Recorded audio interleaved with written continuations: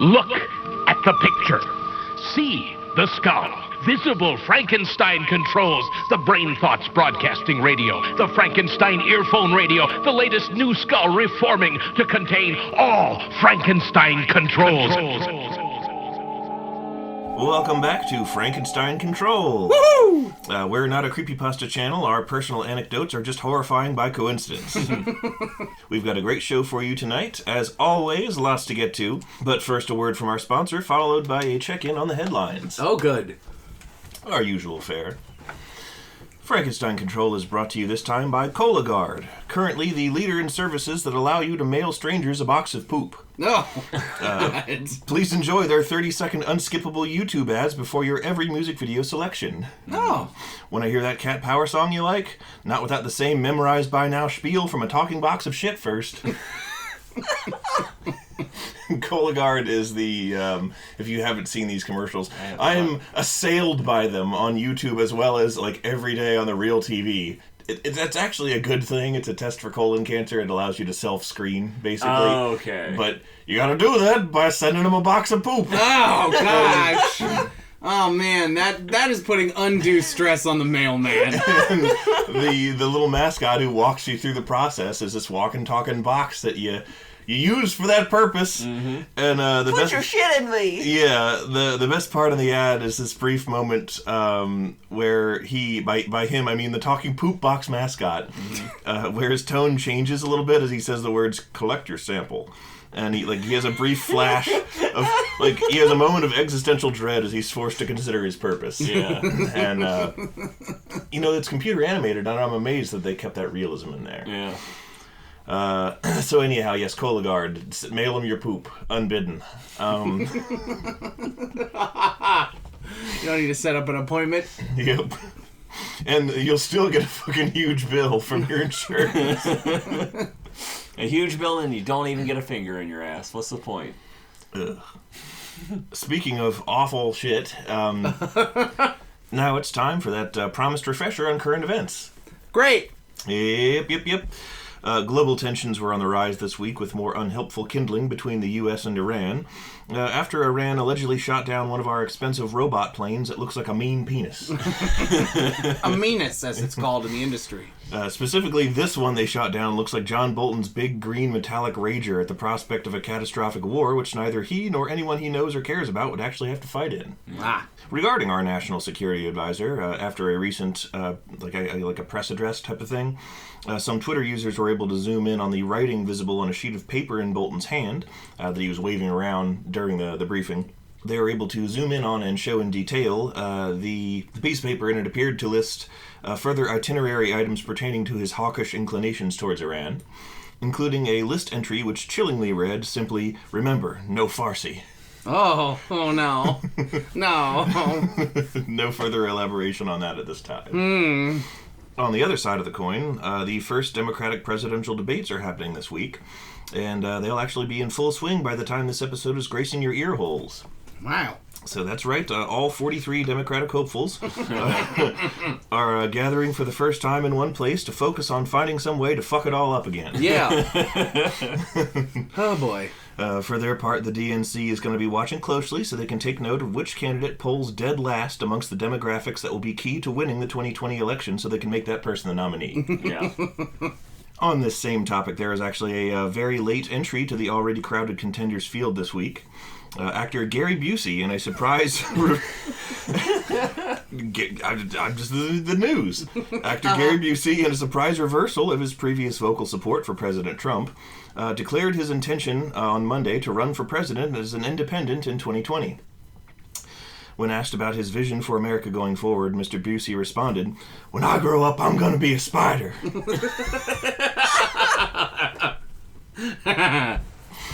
That's everything I paid attention to this week. Well. That's all I had the mental bandwidth for. Over to you. Yeah. Speaking of bandwidth, welcome to Frankenstein Control, downloading more gigs of horse porn per hour. I'm your host, son of Mr. Hands, Taylor Russell.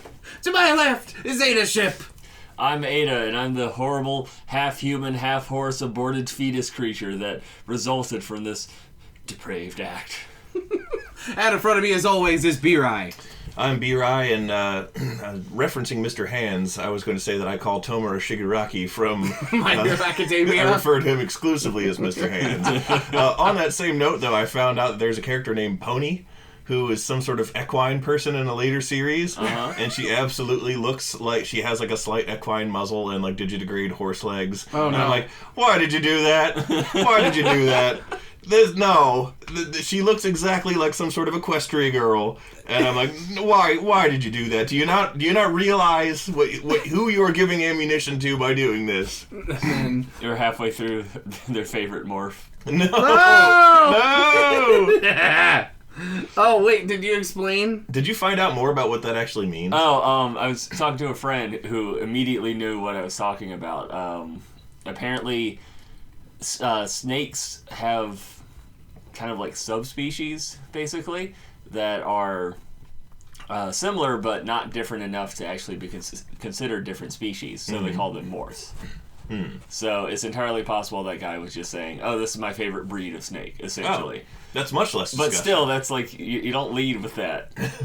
It's not the first thing that you tell people. You provide a little context. Yeah. You explain what a morph is. Yeah, little do you guys know, that's actually Kohei Horikoshi, the fucking writer of My Hero Academia. That's him. That's his profile. His favorite morph, he likes the pony girls. Mm-hmm. He just do it. He just do him. Yep. And somehow he got famous for it. And you could have gone out with him, Ada. Yeah.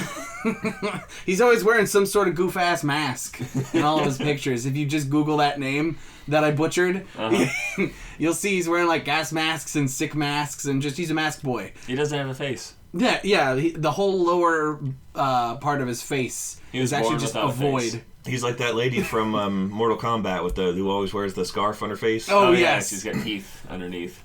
Because you got nasty teeth that make you scared to have a blur gerb. Or really excited. Oh no. Depending on your kink. Depending on your favorite morph. Yeah, I was going to say that if you didn't. Well, lots is going down, I tell you what. More than just the success of our nation. I just mean in our lives, the more important thing. We're gonna be moving soon! Mm-hmm. This may be one of our very last Frankenstein Control episodes recorded in this very den of scents. Yes, this session actually is going to be the last time we record here. So in 2 weeks you'll have moved into your next year. 2 weeks we will be moving soon, and we will be busy as shit, and I won't have any time to edit anything. Right. So we've got a replacement. Yeah, we got something lined up for the gap that will be created from our busyness cycle. But trust me, folks at home, you're gonna love it. You might die. You might die a little bit. We might die. You might have to eat leg horse meat. And for all three of us being dead, there will be a very spacious funeral. So look forward to that. We're gonna be playing a video game. So yeah, we're gonna be moving. It's gonna be real, We're gonna miss this hovel that we've grown so attached to. But you know what I'm not gonna miss? Having a lawn. Lawns are terrible. They're terrible, man. I fucking hate mowing the lawn. So this lines up good in my book. Yep. I'm going to throw away a lot of shit, though. I'm going to have to downsize my inventory. I'm going to manage my inventory. Luckily, all that time playing Fallout is finally going to pay off. You're going to put a box in your car, and then immediately it'll be like, you have become over-encumbered and cannot run. I can't fast travel either. There's an enemy nearby, and I just look over, and there's thousands of spiders in my yard, which isn't even a fucking joke. It's just real. That's another thing I'm not going to miss about living in this house. Yeah, I was going to say that. The goddamn arachnid zoo that this place has become. I will also not miss the spiders, and I will not miss the panicked walk in the dark to my car after every recording session with like two flashlights, horrified that I'm going to walk into a fucking web hanging down with one of those big old garden spider boys that's the size of a damn $50. I like the spiders. I hate them. I saw one this morning crawling on the bathroom wall, and I'm just like, hey, little guy. Well, like, those are fine. Hey, buddy. Those are okay. Because, like, they're so small and harmless. Oh, this was a big one. Oh, yeah, I know. It's relatively He was like as big as my hand. What? No, he was not. Yeah, he was. Huntsman spider? Yeah. Yeah, quit that. He was a one of those double black widows. Double Black Widows. Yes. Twice as deadly. It's a They're 6 inches long and crawl on the walls, and even looking at them at the right angle will kill you. It's like well, I guess it's better than a quintuple Black Widow, which is basically just a Megazord of spiders. It's a Megazord in the shape of Scarlett Johansson. That's just Spiders Man. Spiders. Which is the thing. What? There's, like, within some Spider-Man continuity, there's one dimension has a Spiders Man instead of Spider-Man, and he's like a million spiders in the shape of a man. That's awesome! Oh my god, spiders, man. Speaking of, actually, Lissa watched that Into the Spider-Verse last night. Oh, that movie's so good! And I only got to watch a little bit of it because I had to do homework, and then I wanted to play video games on like the one night a week. One night this week I'll get to put in any game time. So I sort of watched it by proxy, and there was something that was funny in it that I was going to make a point of talking about, and I've now completely fucking forgotten. But I know there's a lot of stuff you haven't forgotten about. In fact, your recent trip. I was just going to say to hell. To Hell, Michigan. Yes. Actually, I should have looked up how far away Hell, Michigan was from us and see if we could have gone there just for its novelty regardless sake. of where you are is a bit further south. Yeah. Yeah, that makes sense. You know, I mean, is the mayor long. Yukon Cornelius? Yeah. He is in hell. Mm-hmm. Don't forget, Yukon Cornelius, he's in hell. Right this very minute. We will not let you forget that Yukon Cornelius, at this very moment, is in hell. And he doesn't know why. At this very help me! At this very moment, Belial is scourging him with a cat of nine tails. He's right in the middle of like a horrifying Hieronymus Bosch image. Oh my god, a Hieronymus Bosch painting, but like with Yukon Cornelius. just like the Rudolph Pantheon in featured roles, like playing bizarre instruments and screaming nude. Yeah. I mean, most of them are nude anyway, the reindeer. Santa's following Rudolph. I was about to reference that picture of Saturn eating his son, but that's Goya, so never mind. You know, purveyor of fine beans. Yeah. Thinking about those beans. So anyhow, I went to Michigan since our last recording session because my wife's grandmother died, and this was her complicated grandma, which nobody had a very good relationship with. Yeah. I won't slander the dead. She had a lot of issues, and we were still sad that she died, but these things happen, and you gotta treat the 4 days off of work you get as a mini vacation while you're in Michigan to see to certain final journeys and whatnot. And while we were up there, I wanted to bring this up because you were mentioning Fallout earlier. I swear to fucking God, man, I had like the Wild Wasteland perk equipped when I went up there. So much weird shit happened. Did it? Well, there was principally one very, very strange thing that happened, which, so this was actually at the funeral itself. Now, my Lissa's grandma was I think she was in both the Army and the National Guard at one point. So she did get a veteran's funeral at a military cemetery with all the proper rites thereof. And after the cemetery, after the funeral, we were all leaving the cemetery in the big old family procession, and we're driving out, and coming into the cemetery as Lissa and I are driving out, like coming up on the opposite side of the road, entering the cemetery by itself. I swear to you both, so help me God or whatever, as my idol Judge John Hodgman swears people onto the bench. Was the Ghostbusters car. I don't mean like an antique hearse of the same style. I mean Ecto fucking one. By itself was driving into this veteran cemetery in Michigan. Now, this means either one of two things. This means that obviously the low-hanging fruit is that the cemetery is haunted, and it was a business call. The other thing that it could possibly entail is that when Ghostbusters die, they get military honors. They were there to lay a fallen brother or sister to rest. They are fighting for our country, putting their lives on the line. They can't. The 21 proton pack salute. I was just gonna say they can't cross the streams when they do the proton pack salute. When they fire into the air. Then it's a lot of funerals, but then a lot of ghost busting. They play a minor key version of the Ghostbusters theme. Unlike the organ. Yeah. Oh my god. Get it? The procession leading to the funerals just... Yeah. So that happened, and I was like, oh, they're not going to believe me when I tell them this happened. I was like, Aiden and Taylor are not going to fucking believe this. And I didn't want to take a picture of them because they're probably going there for a funeral. Yeah. And that's kind of weird to do that. And didn't. But I swear to you that it happened. Cosplay is not consent, especially at funerals. Yes. That needs to go on a poster. We should have that as a merch t-shirt. God, that just made me think of, like, all the possibilities of just all this weird, like, stuff you see at cons, but now it's at a funeral. There's some guy walking around going butt scratcher. Oh no! Or, like a whole bunch of furries. Oh boy. Oh no! 6 furries carrying a coffin.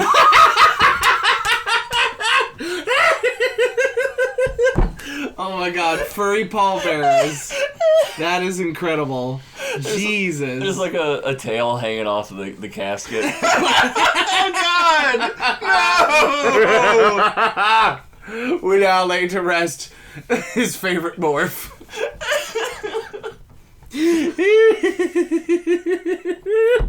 That's beautiful. There's a guy in a really good coffin cosplay. And then of course it opens and everything. And then of course there's always the guy dressed as Jesus, but at a funeral it could be the real one. You never know. Oh man. That's great. There's at least 2 car cats and a Teresi hanging around. Are y'all demons? Can we open that casket? Can we make it known to the world? Oh, that we cosplay trolls? Yeah. Yeah, we did do that. Like all 3 of 7 us. years ago. It was more than that. It was more like 8 years ago. Oh my god. Liz and I have been together. No, it was 7 because it's 2012. Yeah, Liz and I have been together No, 7. 2011. You're right. It was 8 years ago. Because Liz and I have been together 7 years, and I met her after that. So Yeah. this was 8 years ago. We were college-age people, so that means we don't have an excuse. Yeah, we went to Otakon. Well, we do have the excuse was that Homestuck was actually really popular at the time. That's also Like, true. that was the biggest fucking year at Otakon for trolls. Yeah. They were everywhere. Mm-hmm.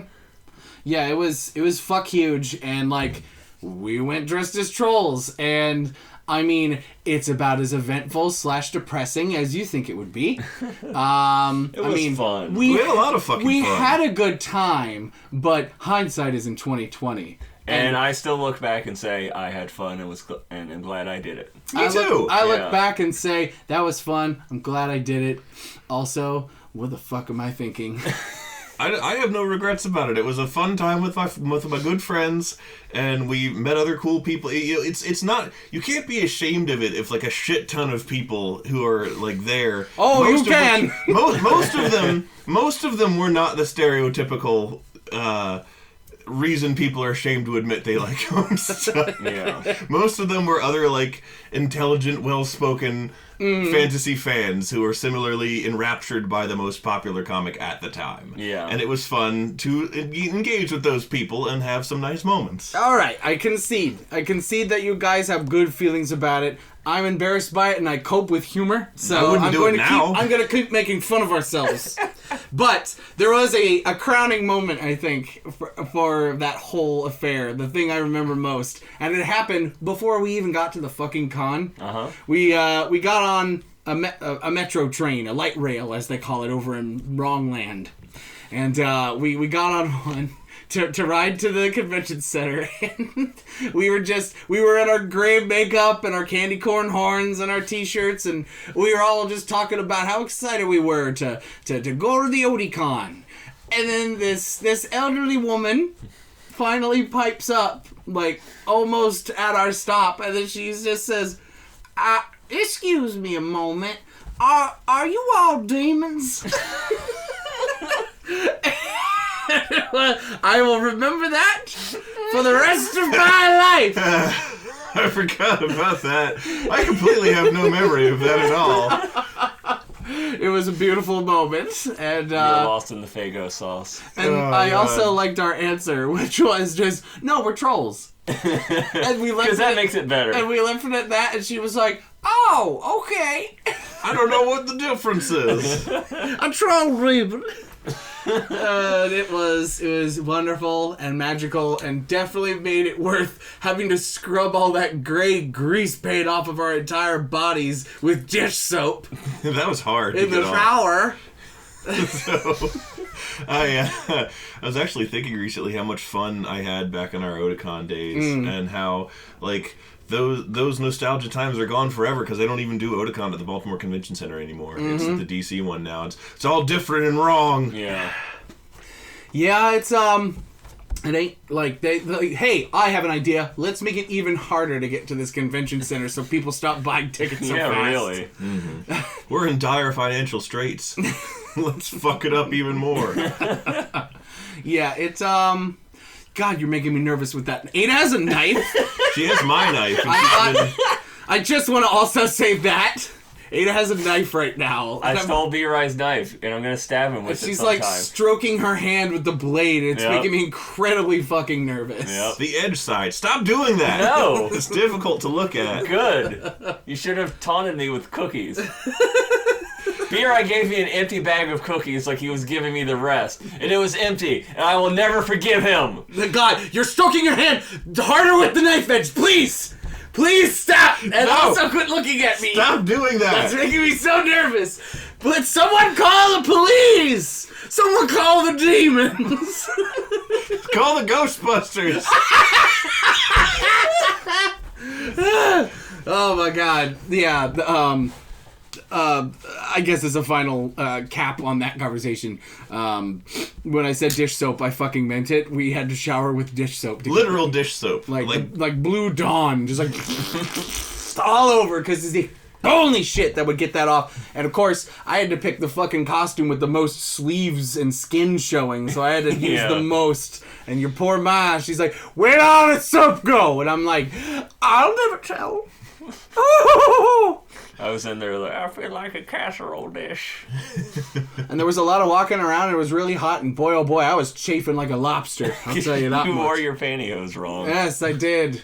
Which you have to do when you're dressing as that character, because he has, like, stockings or whatever, and I've never worn a pair of those in my fucking life, so I don't know how it works. Yeah, Taylor put the stockings on and then his underwear. No, I did it in reverse. No, you're supposed to wear your underwear I underneath. did, but they were boxers. Oh, okay. You should have worn tidy whities. I don't have any kind of, like, close-fitting underoids. I just have boxers, because I'm an old man. Should have just bought panties. You're buying stockings. That's Get not... panties too. That's not how it works. No one's gonna look at you any weirder.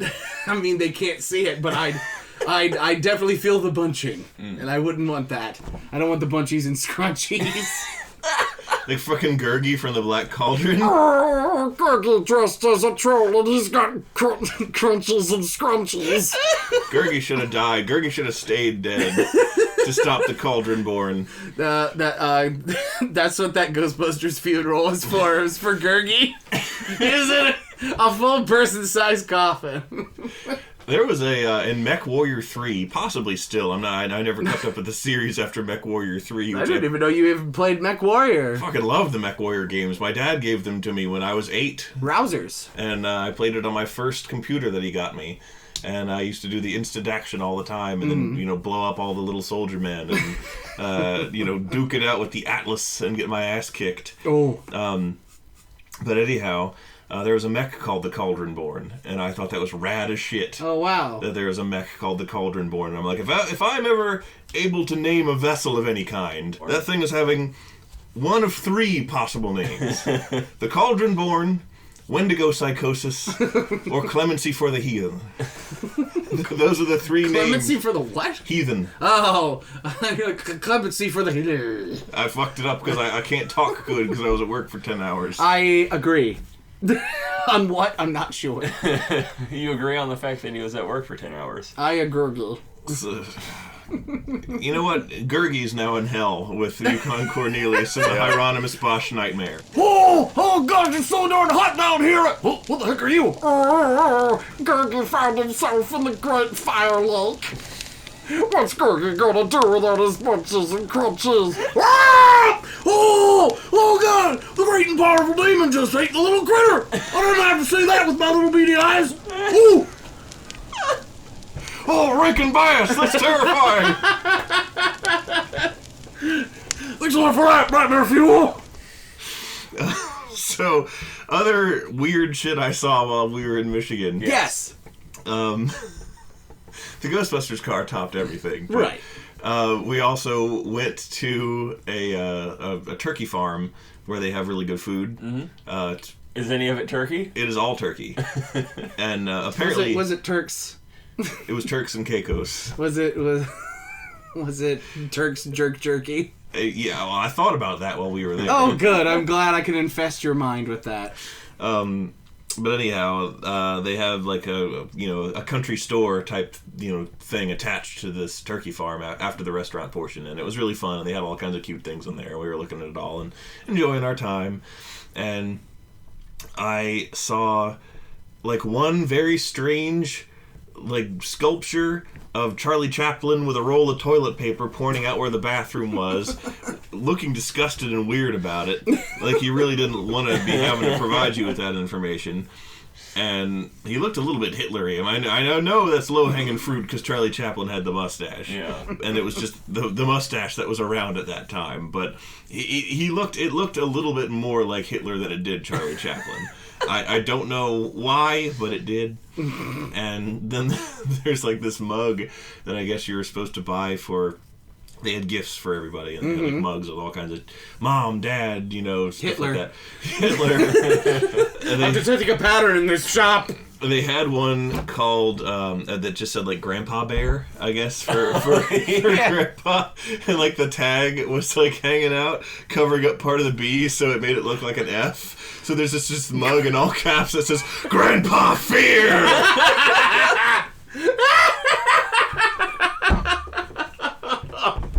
Wow.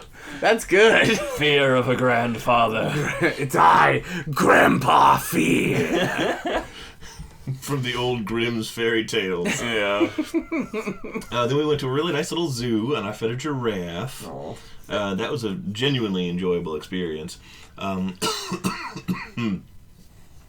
we were there, though, they had this like Land Rover in the Africa section, and they had all kinds of stuff to make it look like it was some explorer's base camp, as they always do in zoos. How very Disney World-y. Exactly, very Disney World-y. A bunch of like canteens glued to a table so you can't pick them up and fuck with them and do obnoxious shit. But there was a cool old Land Rover. And I got close to it, and it had a giant sign on the side that said, "Caution, bees!" with no other explanation. Like, Were there bees? I didn't see any, and there were none in there, and it was like a sort of overcast day. I didn't see a single insect at all. That's when you see something around the corner, and it's a man in like a giant bee costume with a knife. Yeah. And he starts chasing you. Wait, so you mean you didn't see any insects at all? Pretty much? Not really, other than the day we were there. Well, then, that just means the Land Rover was doing its job. It wasn't cautioning you about bees. It was cautioning the bees. Yeah. Caution, bees. Caution, comma, bees. Caution, bees. At this Jeep, we don't dial 911. We dial B-E-E. We dialed B57. Wow. Oh, my goodness. The war on bees continues. By this time, this nation will have killed over 47 bees. That's Winston Churchill. Very famous speech. Oh, get away from me. Swatting with his hat. So, these bees are really ill. The clap of my ass cheeks has alerted the bees. Winston Churchill was dummy thick. He was the most dummy thick prime minister that great nation has ever had. And coming to the podium right now is the Minister of Thickness, Winston Churchill. He was labeled, he was knighted in the Order of Her Majesty's Thickest Boys. All right, here's the top 10 thickest politicians throughout history. Watch Mojo. Now that is a Watch Mojo video I'd actually watch. Number 5, Benjamin Franklin. Oh, the word, you saying mojo reminded me, because it makes me think of Mojo Jojo. Oh. And, I know I talked about this before on the podcast, but I never really checked it out. But Gorillaz, the band, had a new album out last year, and I thought it was really cool, and I was like, oh, awesome, I'm glad Gorillaz is doing new shit. And then I just, because of exhaustion and busyness, I forgot to check it out. Well, I remembered to when I was at work this week, so while I was at work, I listened to some fine, new to me Gorillaz jams, and had to listen to that fucking Cola Guard commercial a bunch of fucking times while I was trying to listen to them. But this is the album where, according to band lore, Murdoch, the normal bassist and musical director, is supposed to be in jail right now.